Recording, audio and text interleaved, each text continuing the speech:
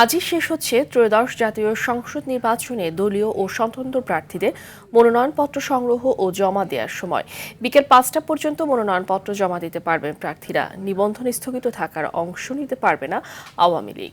জাতীয় সংসদ নির্বাচনে তফসিল ঘোষণা করার পর ঢাকায় ২০ আসনের বিপরীতে ২,৭৮০ জন প্রার্থী মনোনয়নপত্র সংগ্রহ করেছেন। দীপ্ত চন্দ্রপালের রিপোর্ট। শেষ দিনে মনোনয়ন জমা দিতে রিটার্নিং কর্মকর্তা ও সহকারী রিটার্নিং কর্মকর্তার কার্যালয়ে ভিড় করছেন মনোনয়ন প্রত্যাশীরা। দলীয় প্রার্থীদের ক্ষেত্রে দলীয় প্রত্যয়নপত্র জমা দিতে হবে, আর স্বতন্ত্র প্রার্থীদের সংশ্লিষ্ট নির্বাচনী এলাকার ১% ভোটারদের সমর্থন তালিকা। এরপর ৩০ ডিসেম্বর থেকে ৪ জানুয়ারি পর্যন্ত চলবে যাচাই বাছাই।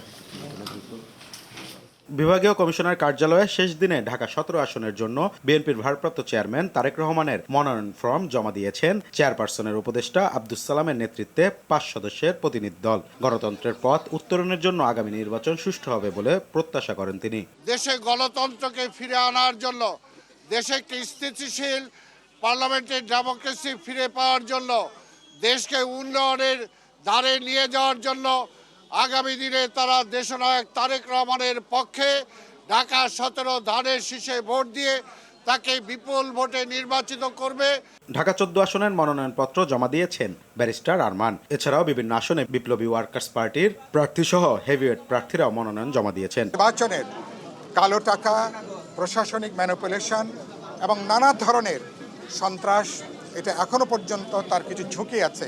আমি আশা করতে চাই নির্বাচন কমিশন, সরকার মিলে তারা কালো টাকা মাফিয়া সন্ত্রাসীদের বিরুদ্ধে এবং তারা একটা কার্যকর ব্যবস্থা গ্রহণ করবেন।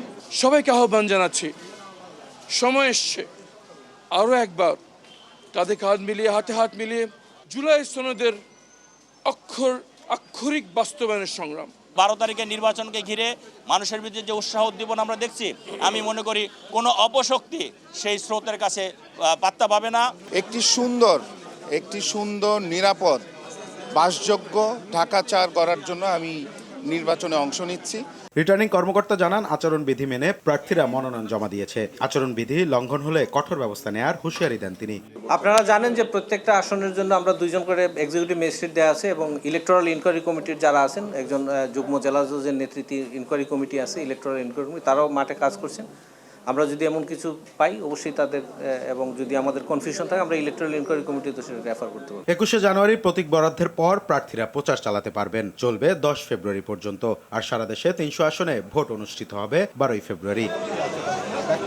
দীপ্ত চন্দ্রপাল, RTV, ঢাকা।